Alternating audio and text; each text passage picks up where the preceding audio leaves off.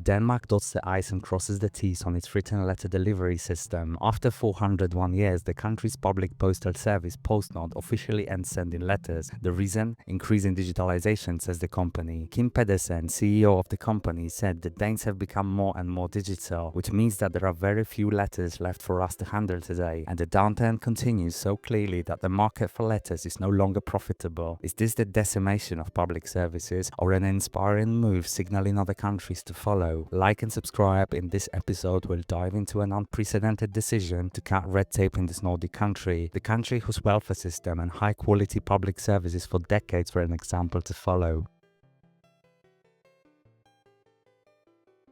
On December 30, 2025, Denmark's public postal service sent its last written letter. The Danes have been sending letters for public service since 1624. Over 400 years of tradition were dumped into the bin as the country looks to the future, searching for new opportunities in the growing digital services market. The National Postal Service, established by King Christian IV in 1624, once a pride of the Danish people, is a shadow of its former self. This story repeats all across the world as we increasingly switch to digital communication. The company promises to get rid of the famous red post boxes scattered across the country. The 1,500 red post boxes, iconic symbols of the Danish postal service, are going to be completely removed from the streets. Thousands of those post boxes have already been sold at the price of 2,000 Danish kroner for those relatively in good shape and 1,500 Danish kroner for the worn out ones. PostNord will continue to auction the remaining 500 post boxes further into 2026. Today's children won't even know what post boxes look like, except for those available to see in museums. Along with dismantling post boxes, PostNord reduces employment by about 1,500 jobs, more than 1/3 of its whole workforce. One of the company's employees said it's a very sad day, not only for our department of 20 to 30 people, which will be closing down at the end of the year, it's also sad for the 1,500 people who now face an uncertain future. Labor unions don't want to hear about employment reductions. They stand firm behind the fellow postal workers, but nobody wants to hear their voice. Neither the company's management, nor the government, nor the disoriented citizens exposed to the propaganda of technology-driven privatization of public services. Even though the company stops delivering letters across Denmark, it continues to deliver them in Sweden. PostNord remains a reliable postal service for Swedish customers since the company merged with the largest Swedish provider in 2009. Sweden respects its commitments to those residents who stay offline while connecting with others. Denmark doesn't. So what will happen to the Danes who want to send a letter to someone? Will they be left alone in the dark, or will they have to go abroad? Nothing of the sort. They will still be able to send a letter through private delivery companies paying extra for the service. They will either leave their letters in one of the private company's shops or pay extra to have them collected at home. No longer is letter delivery the state-run enterprise in Denmark.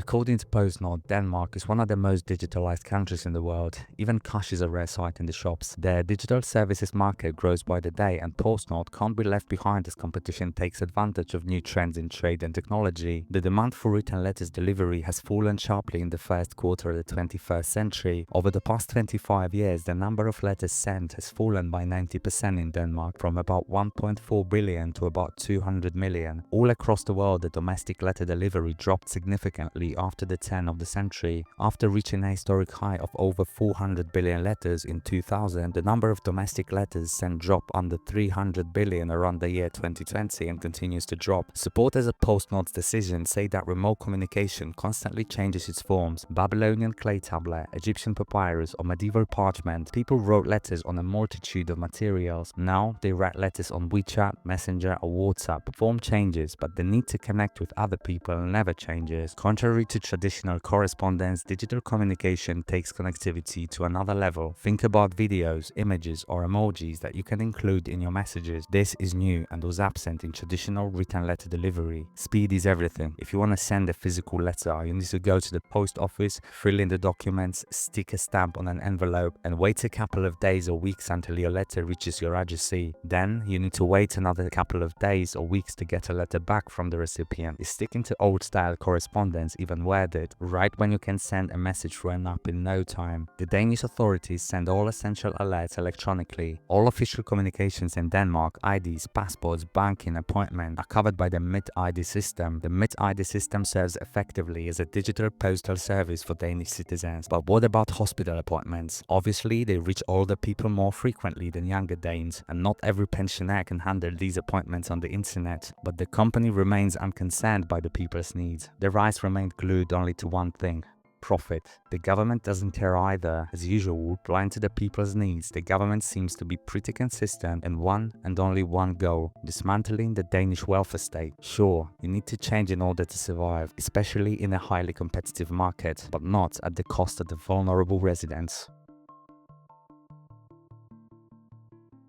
As the demand for letter delivery falls, the company turns its eyes to online shopping. COVID changed everything. During the pandemic, people have increasingly looked to e-commerce as a viable alternative to hitting the malls of food delivery. Since 2002, online customers have grown in number all across the European Union. Starting from 2002 with 12.55%, the number of people who made at least one online purchase in the last 3 months reached 62.35% of the EU population in 2025. PostNord will now focus on parcels delivery, which is also growing in popularity among the Danes. So what about good old letter writing? Empirical research shows a little bit of a return to the old style correspondence among young people. Traditional letters, especially handwritten letters, offer more intimate forms of communication. Even in highly digitalized Denmark, older people prefer physical correspondence. Nostalgia? Sentiment? Probably, but all across the world, poverty excludes rural, global south communities from digital communication. Even though we see a comeback to a letter writing, we will never see a massive return to the traditional correspondence from before the digital age. Opponents say that stopping letter delivery is a mistake. What if we find ourselves in the situation where digital communication is no longer possible? We exclude an asteroid strike or zombie apocalypse, but what about a major power outage or cybersecurity incident? We live in the age of increased geopolitical competition. The internet is just another battlefield where major players constantly attack each other. So it's not a definite end of letter writing in Denmark. Apart from private delivery services and a weak resurgence of traditional correspondence among young people, Danish law requires providing conditions for letter delivery. Under the law, the Danish government is obliged to provide such conditions when private companies no longer deliver letters. But will they keep their obligation? Or will another public service fall prey to technical progress and ruthless competition?